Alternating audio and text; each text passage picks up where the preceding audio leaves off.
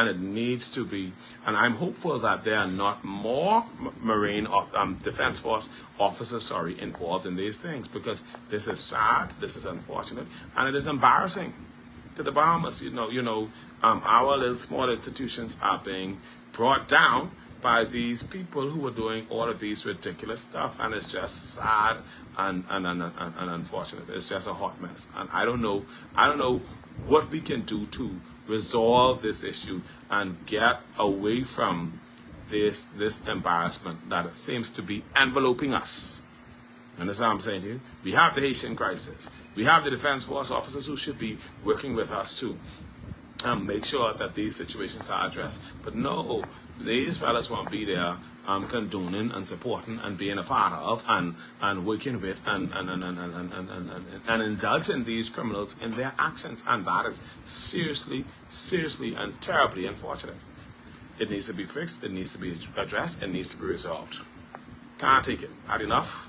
You understand? And so I'm gonna the Ministry of Labor needs to stop issuing work permit agents. Turks and Caicos stopped for 6 months. They said they ain't doing it no more. All right. And then the Ministry of Labor and Immigration needs to institute a system where they can monitor who's being allowed into this country. And then all of law enforcement needs to be checking out their officers, because some of these officers live in large, but they live in large, getting bribes for being corrupt. And that is very unfortunate. All right, I got one or two more subjects to talk to you about. Let me talk to you all about them, and then we get over here. It's been long, and then I got a show for the night anyway. I got a church show for the night. So, the F&M showed their hand the other day when they did their rollout of their 7 candidates. The most interesting of all was that they brought out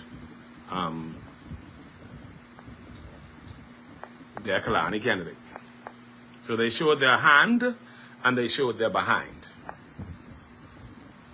They're showing their behind off. Because what they did was, they said they have a candidate for Kalani in the person of Michaela Barnett Ellis. I think that's the name I got right. So now Barnett Ellis knows she's in trouble. I don't care how much money her family got. I don't care what she got. She knows she's in trouble. I don't know. She knows she's in trouble because she's now trying to pander to Hubert Minnis by suggesting that Minnis would support her, or that she would encourage him to support her.